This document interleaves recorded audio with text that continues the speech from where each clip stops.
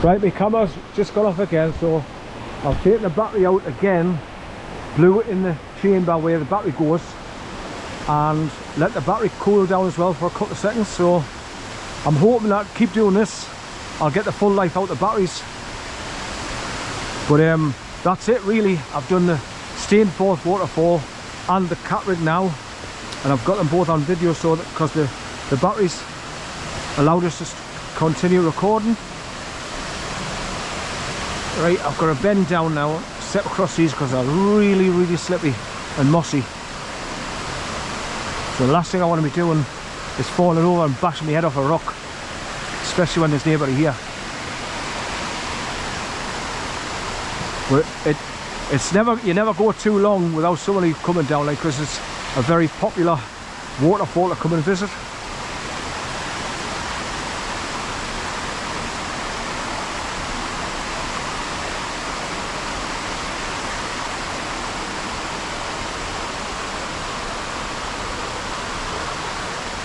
I've just thought, no, how did he get back? No, because he had training shoes on, he had the bane to walk along, so I never took any notice of what he was doing to get back over here and into the dry.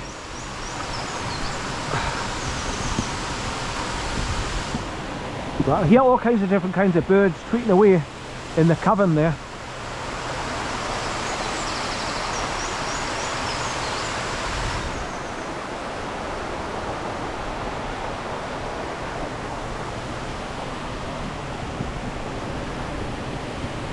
Right, I've just got to lean over all the time here now until I get back on dry land, because all this is slippy and sloping, so one false move and you're down. So I'd rather be safe, lean over and get my foot in a foothold before I let go and slide all the way down.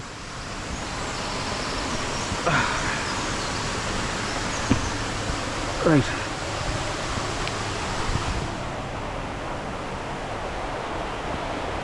Right, a little bit further onto this one.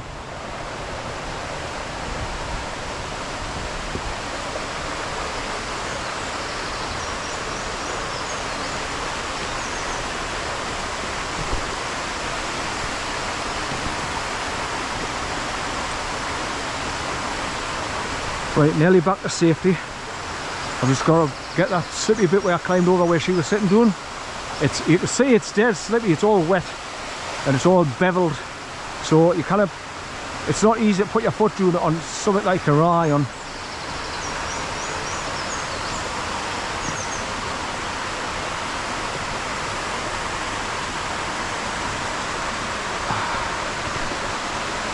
Right, so I've just got to scramble along here now, keep ahead of the rocks. Right, so you can see there, people have gone along there, but it's sloping and dead slippy, so I tend to go over these big boulders so you can get a good foothold. But when I came here with Corn, he was straight in there, running backwards and forwards, up the slopey bits, and he just ran up. But he didn't slip back down, he's so nimble and fast and full of life as usual. Of course, I had my heart in my mouth like when he was doing it.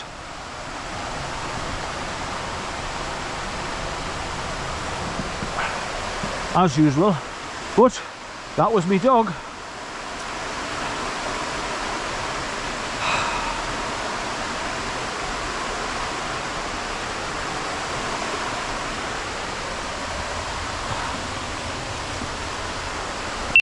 Right, the battery's just, the camera just switched off again there, so I've had to stop dead. Right, I'm trying to get it down here without breaking my friggin' neck.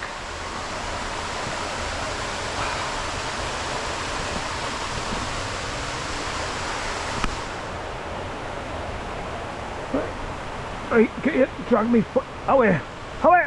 Oh, my foot's stuck, man!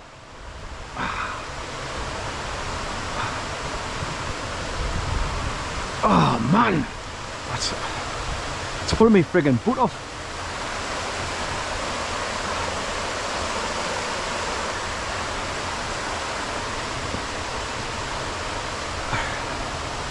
Right. Oh man, that's it. Right.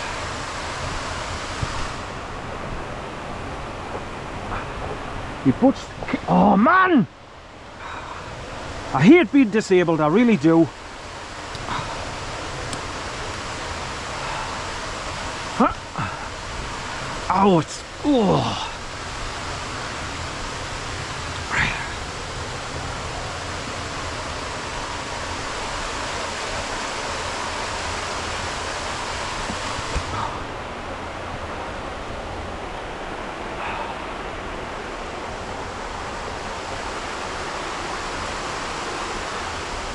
Right, so I've got, looks like I'm going to have to climb up and then climb back down to get past this friggin' bit. Or just climb right up and over. Right, so to hang on to you. I'm just terrified of slipping down, that's all.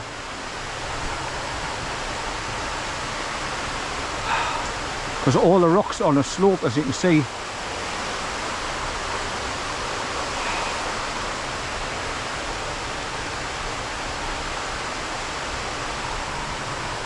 Right. Oh man. You didn't expect to go through this when you come to see a waterfall.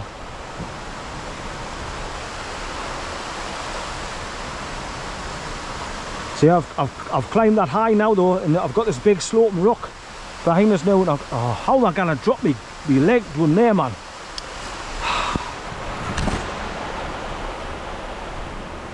Holy crap.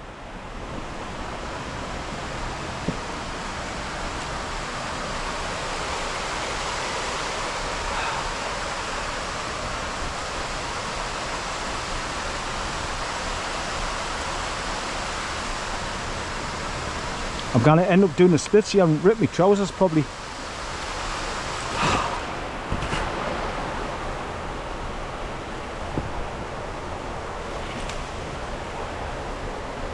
Oh yeah, get out the way, tree. That's it.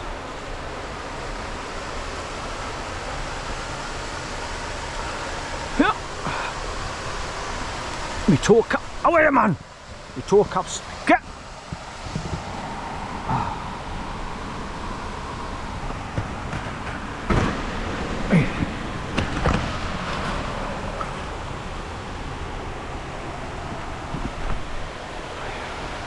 I think that's it. What a job getting back up there, man. Terrifying. I wish I could pull that boulder to drop it down, but it'd be too bloody heavy. If this boulder was out the way, people could get down there much easier. Nah, it's not. I cannot move that. If I move that, drop it down there, it'd make it much easier for people getting backwards and forwards.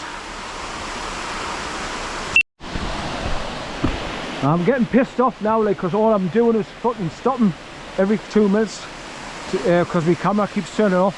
So I've got to stop, take the battery out, blow on the contacts, blow it inside the chamber, put the battery back in and press record again.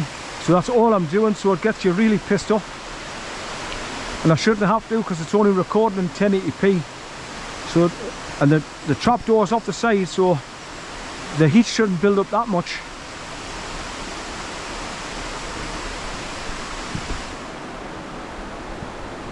So if you're watching if GoPro is watching my videos, you'll have to do something about your bloody cameras because of crap.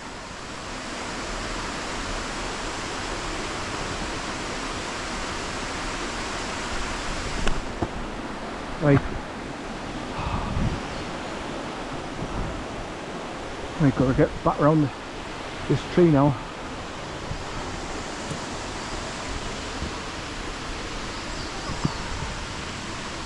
Oh man.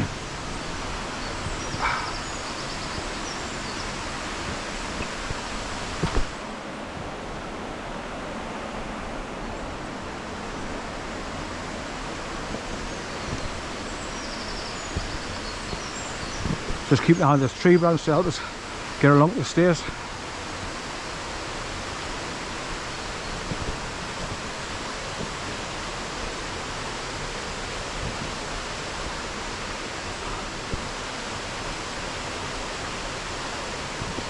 Whoa, you bugger, slipped a bit there. Whoa, that just shows you one wrong move and you're whoa, straight down. Right, one last look at the waterfall before take off. So you can see there's another little tiny stream coming down from the left there as well to join the burn. And there's more waterfalls just there, but it's all like that slimy green. Right, back up to the single gate, turn right and then drop back down the farmer's track all the way back down to the Craven Heifer and pick up the car.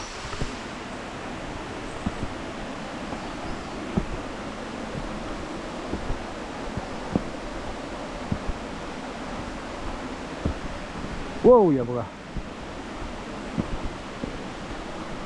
Aye, so I wonder how far you can get with that pathway that's going along there.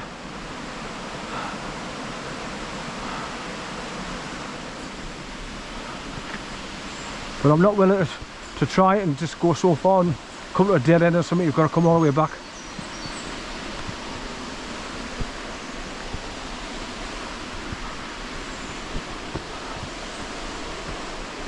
Right, my trousers are coming down a bit now.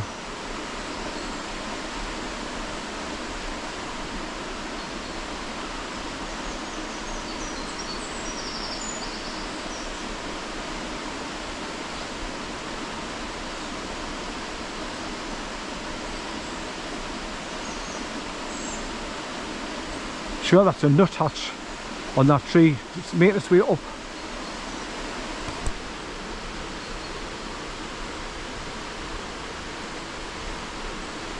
Right, oh, it tighten, that's it.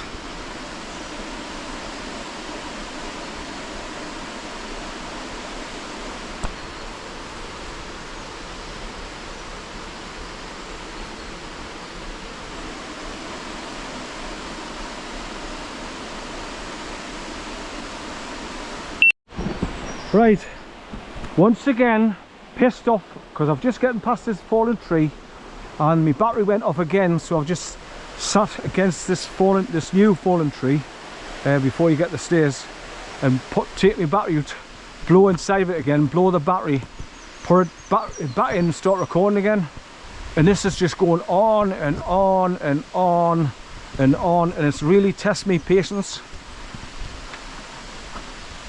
I might actually just go back and use my GoPro 8 because this is shite, this GoPro 13. It shouldn't be doing this, especially when I'm using official GoPro batteries as well. But it's not the battery problem, it's the heat overheating and turning itself off. That's the problem. So you've got to ask yourself why, when it's recording in 1080p, 16 to 9, 30 frames per second or something.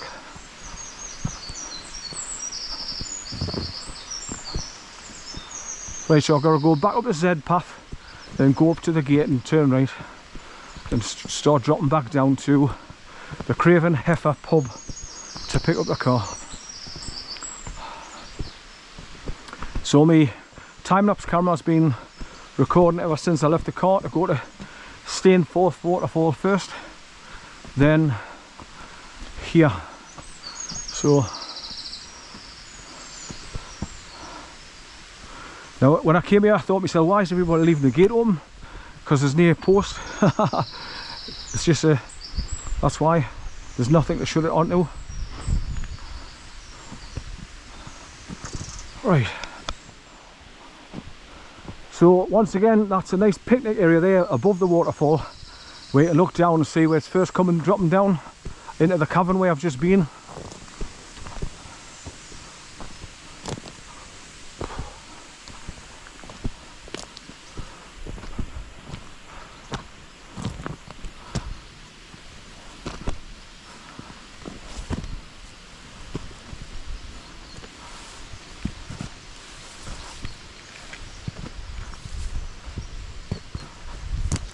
Oh yeah, man, up you go, up, that's it.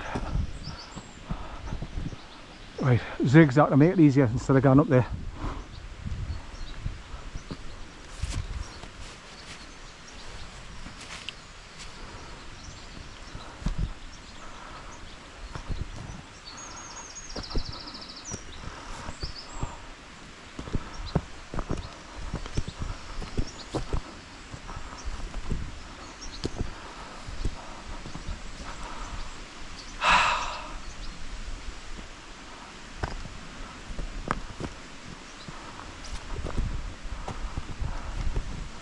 I hate when I start getting agitated and I'll start losing my temper. That's what I'm like when I take Bear for his walks. I just change. I go to you know, Jekyll and Hyde. I'll go to Mr. Hyde. Now if you look over there, you can see that bit of a wooden bridge that goes across the burn further over.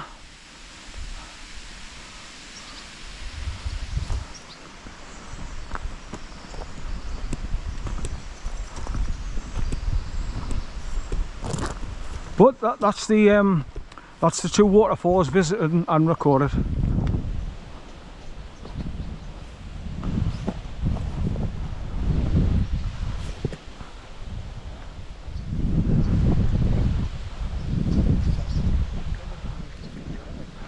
Morning. The waterfall's running lush. Is it? I've never seen it, mate. I was coming to have a little look at it. Oh, it's great. Thank you. Morning, you're welcome. Morning.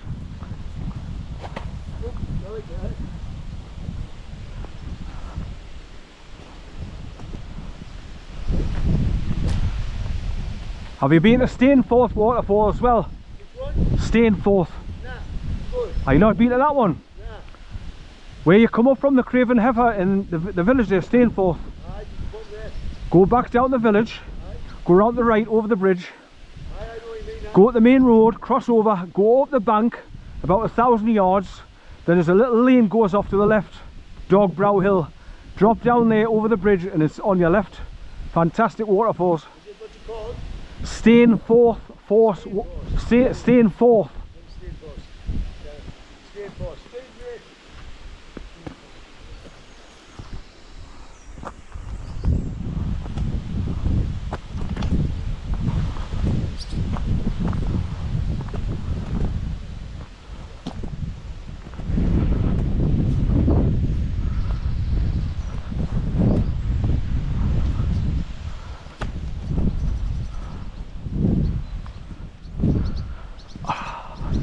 Right, so back to the gate here and turn right, and then it's all downhill back to the village.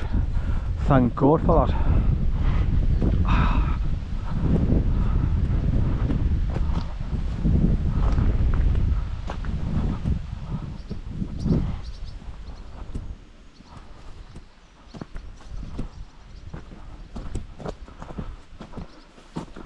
Right, so I've got to go back the way I came, so that means going all the way back through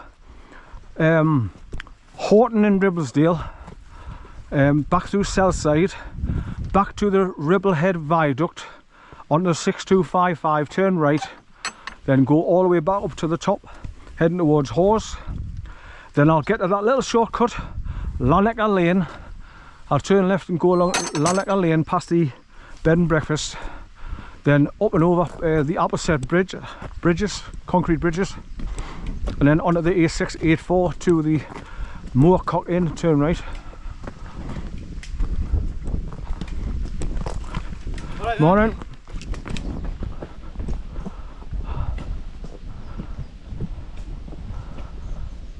And then Moorcock Inn, turn right, and then get onto the Nateby Road. Follow the Nateby Road right past Aysgale Cottages again, and we stopped off initially to see those two waterfalls at the railway bridge on the road. Then just drive past them over the railway bridge, continue up and go into Nateby. Then I'll get back to Station Road, turn left, go to the junction, turn right, and then go through Nateby and Kirkby Stephen. Go back to Kirkby Stephen right through, and then go underneath the A66 to Brough. Then turn left and go right over the North Pennines Road again, back to the village of Mickleton. Drive along Mickleton, past the little petrol station they've got there, then turn left. Because I want to go back over to Moor Lane, which cuts off a massive corner, and it takes us back to the village of Staindrop. Drive through Staindrop and then turn left and go up past Raby Castle. That's R-A-B-Y, Raby Castle, on the A688, and I take that all the way back towards home until I eventually turn left into the tiny village of Tudhoe, going back towards Chesterley Street. Right, so it's back down here past the stone shed on the left, and then just keep dropping down around the S-bends.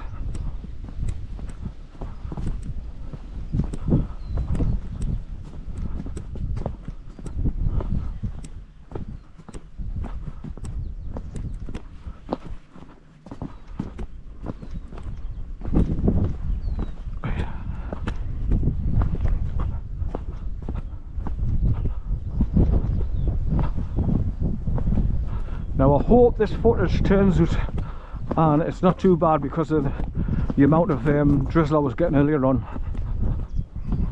But I'm just getting a tiny bit of a breeze coming towards us at the moment, which is quite appreciated, welcomed.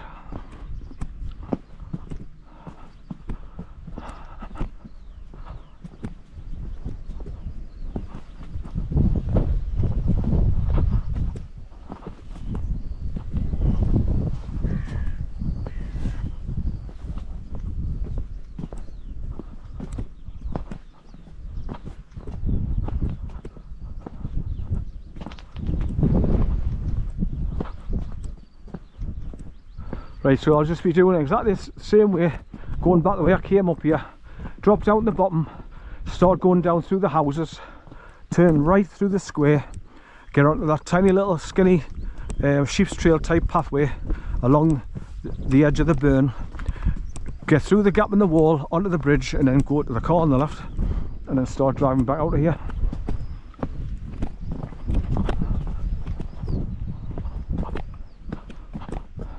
But at least I know how many miles I've got to go to get back home, and according to me mileometer it was 96.6 miles we have parked up, so that's how far I've got to go back. So I'll be going back exactly the same way I came here, give or take, so it should be just about the same mileage to get back home. And I filled up at Budgeon's garage again on the way here on Liam Lane, and it was 159.9 a litre. So that was cheaper than anybody else around the area, because after that I seen 162s in most of the garages I passed. So 159 is not too bad. But having said that, the cheapest garage I did see today, coming through the industrial estates, heading towards Barnard Castle on the A688 Sainsbury's, I forget how much it was, really cheap. I think it was 153 a litre. So it's 6 pence a litre cheaper again than Budgeon's.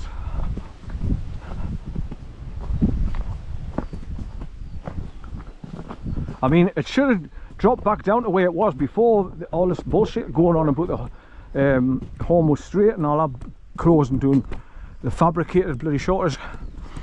It was 130, it was 130 or 32, 33 before all that crap. But it's look how long it's taken to come. It went up immediately, but it's taken months and months and months to come back down to where it used to be, so they can still get the extra bits of pennies. Keep the rich rich, rich and powerful. Money buys.